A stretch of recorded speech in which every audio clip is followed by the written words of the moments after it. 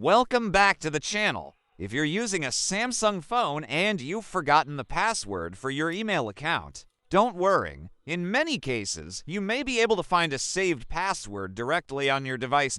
In this video, I'll show you where to look for saved email passwords on a Samsung phone in 2026. You won't need to install any suspicious password recovery applications. So, open your Samsung settings and follow the steps shown on the screen. Pay close attention because the location of saved passwords can be easy to miss.